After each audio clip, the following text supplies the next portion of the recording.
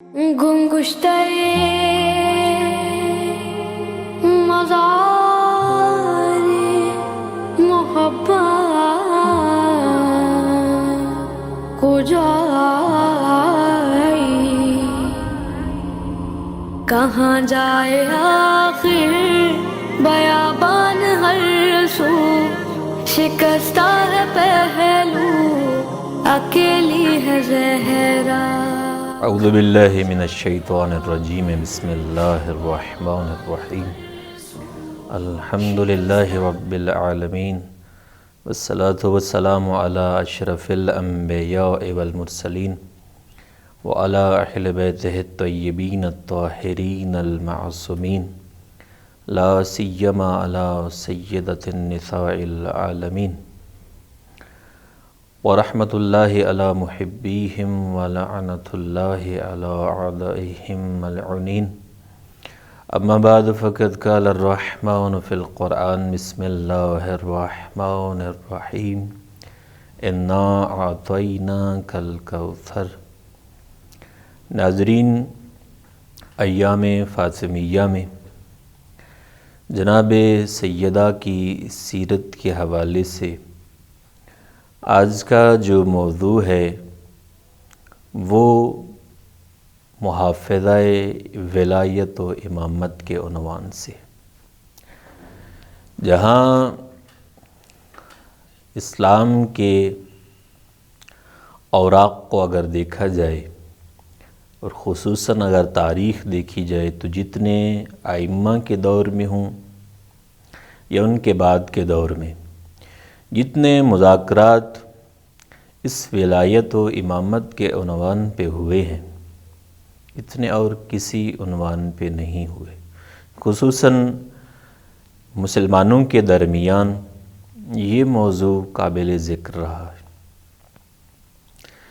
رسول خدا صلی اللہ علیہ وآلہ وسلم کی ذات گرامی کے بعد کیونکہ فیصلہ ہے کہ دنیا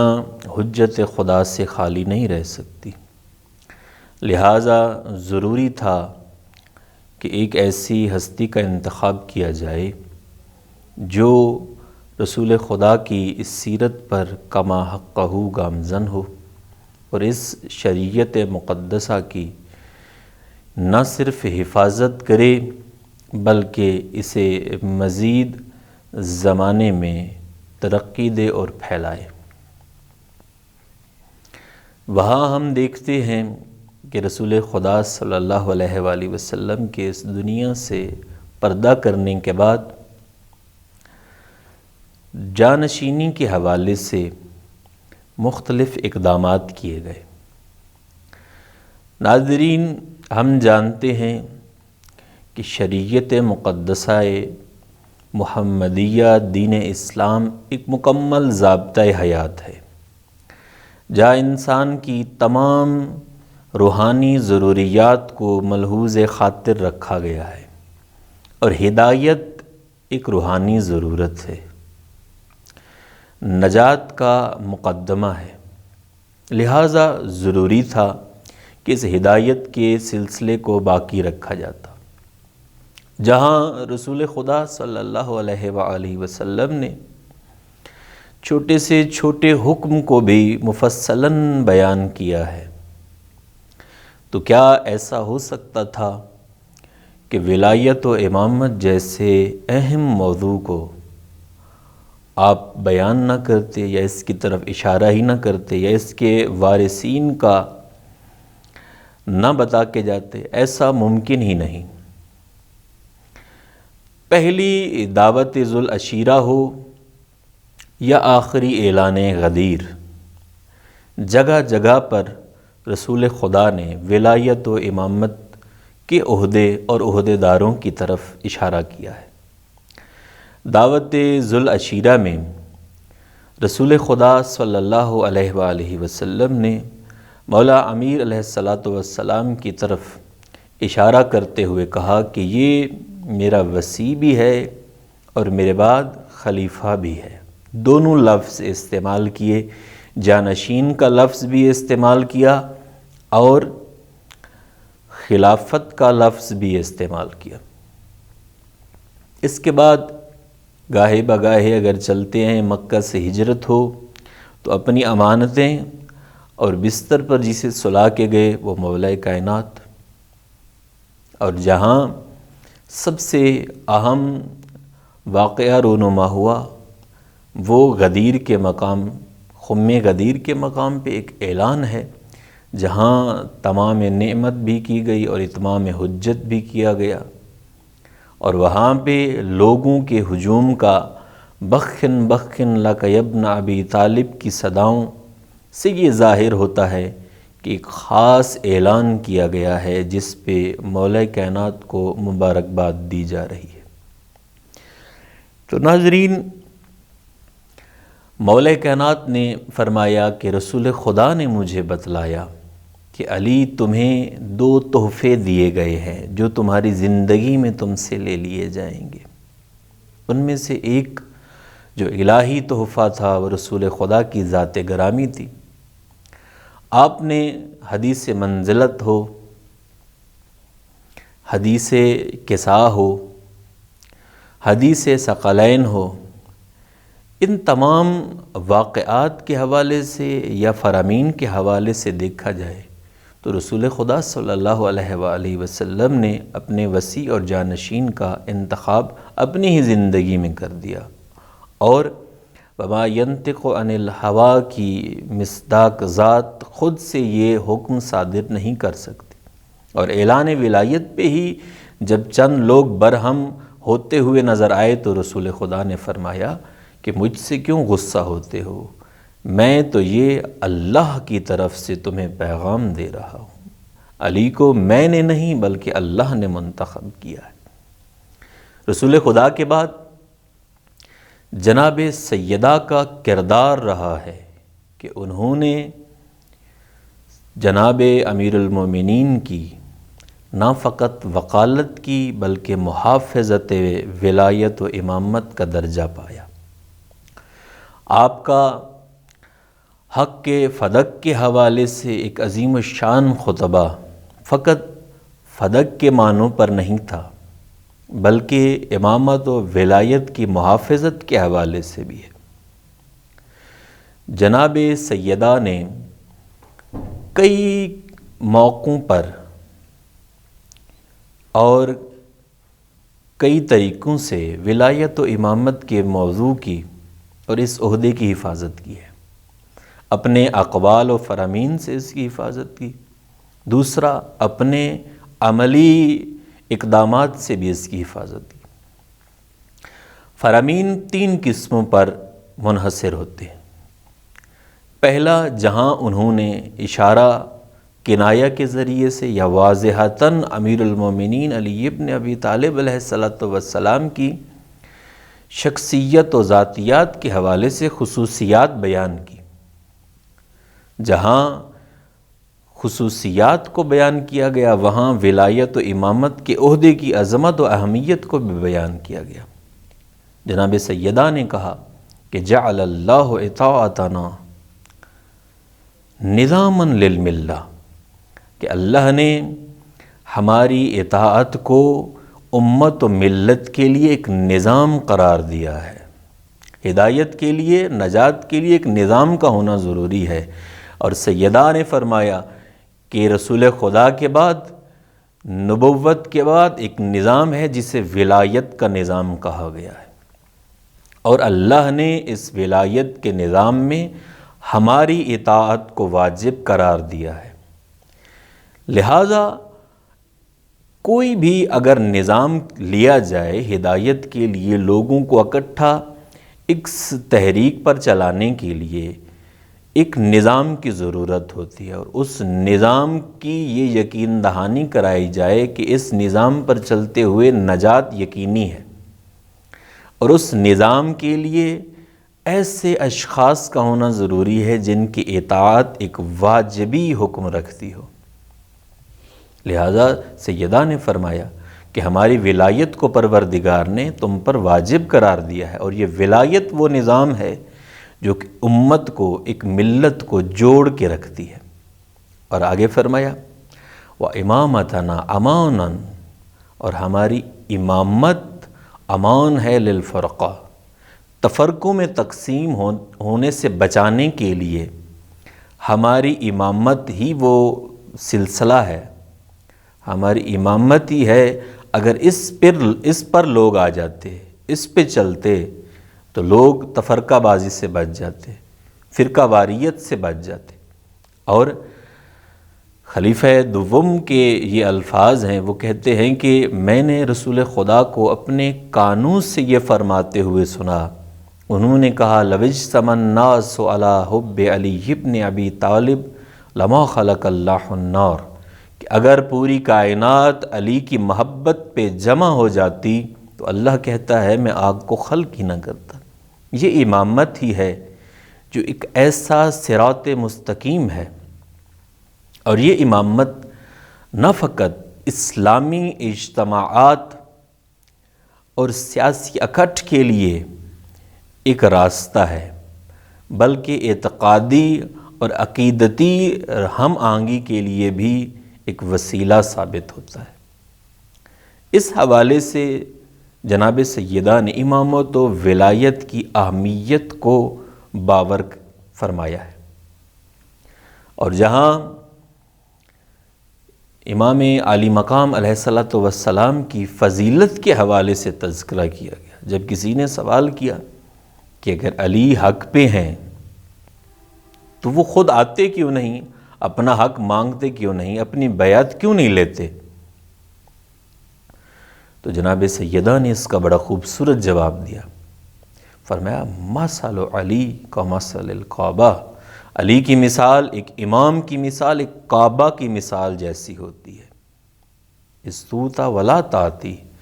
جسے حج کی ضرورت ہے، جسے طواف کی ضرورت ہے، وہ کعبہ کی طرف جائے گا، کعبہ خود چل کے نہیں آتا۔ فرمایا جسے ضرورت ہے علی کی بیعت کرنے کی، وہ علی کی طرف چل کے جائے، علی خود چل کے نہیں آئے گا کہ میری بیعت کر لو۔ جسے ہدایت کی ضرورت ہے وہ خود ہدایت کی طرف جائے۔ اور دوسرا، جب اعتراض کیا گیا کہ کوئی ایسا واقعہ، کوئی ایسی اور حدیث کہ اعلان غدیر کے بعد رسول خدا نے واضح الفاظ سے کہا ہو کہ یہ میرا خلیفہ ہے، علی میرا جانشین ہے، علی میرا وصی ہے، تو بی بی نے کہا میرے بابا نے کئی مقامات پر کہا، فرمایا علی خیر من اخلفہ فیکم، علی وہ بہترین شخص ہے جسے میں نے تمہارے درمیان خلیفہ کی حیثیت سے چنا ہے۔ تو انتخاب خلافت اگر علی کے سپرد ہے، بہت سے ناظرین یہاں پہ پھر سوال پیدا ہوتے ہیں، اور جناب سیدہ طاہرہ سلام اللہ علیہا نے فرمایا مواخات مدینہ میں کون ہے تم میں جسے میرے بابا نے اپنا بھائی قرار دیا ہو؟ اور امام علی علیہ الصلوۃ والسلام کے فضائل بیان کرتے کرتے جہاں مولا کی شجاعت کا تذکرہ کیا کہ کون ہے وہ جس نے اپنی تلوار کو تب تک نیام میں نہ رکھا جب تک اللہ اور اس کے رسول کے دشمنوں کو چن چن کے قتل نہ کیا ہو، جس نے باطل کے شور و غوغا کو اپنی تلوار کی آواز سے خاموش کرایا ہے، جس نے بڑے بڑے دشمنوں کو اپنے قدموں تلے رون دیا ہے۔ جہاں شجاعت کا تذکرہ وہاں عبادت کا تذکرہ کیا۔ کون ہے وہ علی جس نے اللہ کی ذات کی طرف ہمیشہ توجہ رکھی، مجتہداً فی امر اللہ، جس کی ہمیشہ کوشش رہی کہ اللہ کے معاملات میں ہمیشہ سرنگوں رہے، کوشش و جستجو کرتا رہے، جد و جہد کرتا رہے، قریباً من الرسول اللہ، جو رسول خدا سے سب سے قریب تر ہے، سید اولیاء اللہ، تمام اولیاء خدا کا جو سردار ہے وہ فقط علی ہے۔ امیر المومنین کے فضائل بیان کیے، اور وہاں جہاں امیر المومنین کے فضائل بیان کیے وہاں یہ فرمایا کہ ہم کون ہیں، پھر اپنا تعارف کرایا، ولایت کے حوالے سے ذمہ داریاں بتائی، فرمایا نحن وسیلتہ فی خلقہ، ہم اللہ اور اس کی مخلوق کے درمیان ایک وسیلے کی حیثیت رکھتے ہیں۔ ہم خدا اور اس کی مخلوق کے درمیان وسیلہ ہیں۔ اگر اللہ تک پہنچنا ہے تو اس تک پہنچنے کا وسیلہ ہم اہل بیت ہیں، اس تک پہنچنے کے وسیلے کے نظام کا نام ولایت ہے، اس نظام کا نام امامت ہے۔ فرمایا نحن حجتہ، ہم اس کی حجت ہیں۔ حجت الہیہ جو زمین پر موجود ہیں وہ ہم ہیں۔ فرمایا نحن ورثۃ الانبیاء، اور انبیاء کے وارث ہم اہل بیت ہیں۔ جہاں اہل بیت کے حوالے سے اقوال و فرامین کے ذریعے سے سیدہ نے حفاظت کی ہے ولایت امامت کی، وہاں کردار کے ذریعے سے بھی کی ہے۔ کثرت گریہ فرمایا، اس کثرت گریہ کا سبب جہاں بابا کی جدائی تھا، وہاں امام مظلوم امام علی علیہ السلام کو حق نہ ملنا بھی تھا۔ اور جب لوگ چل کے آتے اور کہتے یا علی فاطمہ سے کہیے کہ رونے کا وقت معین کرے، یا دن کو روئے یا رات کو روئے، جب وہ روتی ہیں تو مدینے کی دیواریں، مسجد نبوی کی دیواریں بلند ہونے لگتی ہیں۔ تو اس طریقے سے بھی سیدہ نے معاشرے کو بتایا، مدینے کے لوگوں کو بتایا کہ ولایت و امامت کے کون مخالفین ہیں جو علی کے پاس چل کے آتے ہیں اور میرے رونے پہ پابندی لگاتے ہیں۔ جہاں گریہ کے ذریعے سے، وہاں جناب سیدہ نے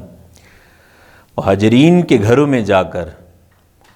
ان سے مخاطب ہو کے کہتی تھیں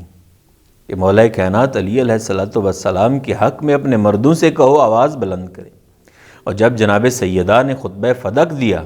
تو وہاں لوگوں سے مخاطب ہوئی کہ کیا ہو گیا ہے تمہیں، کیوں تم نے باطل کو تسلیم کر لیا، کیوں آنکھیں رکھتے ہوئے حق کو نہیں دیکھ پا رہے، کیوں زبان رکھتے ہوئے حق کی طرفداری نہیں کر پا رہے، کیوں کان رکھتے ہوئے حق کو نہیں سمجھ پا رہے؟ کیا ایسا ہو گیا ہے کہ میرے بابا کے بعد تم علی کو فراموش کر بیٹھے ہو اور ہدایت کا راستہ کھو بیٹھے ہو؟ کیا ایسی وجہ ہے کہ تم نے گمراہی سے سودا کر لیا ہے؟ ناظرین، جناب سیدہ نے اپنے کردار کے ذریعے سے بھی کیا، اور جہاں جناب سیدہ کی وصیتیں تھیں جو کہ اپنے اندر ایک مصائب رکھتی ہیں، وہاں بی بی نے فرمایا یا علی میرے جنازے کا اعلان نہ کرنا، یا علی مجھے رات کو غسل دینا، یا علی مجھے چھپا کے دفنانا۔ یہ تمام چیزیں بھی سیدہ کی ولایت و امامت کی طرفداری اور محافظت کی دلیل ہے کہ امامت و ولایت پر کوئی حرف نہ آئے اور وہ نتر کر سامنے آ جائیں جو اس کے مخالف اور اس کے دشمن ہیں۔ اور سب سے بڑھ کر جہاں جسمانی طور پر ولایت و امامت کی حفاظت کی ہے سیدہ نے، وہ جب قیدی بنا کے لے جایا جا رہا تھا اور سیدہ نے ایک ہاتھ سے امیر المومنین کے کمر بند کو پکڑا، اور جب کنفذ کو حکم دیا گیا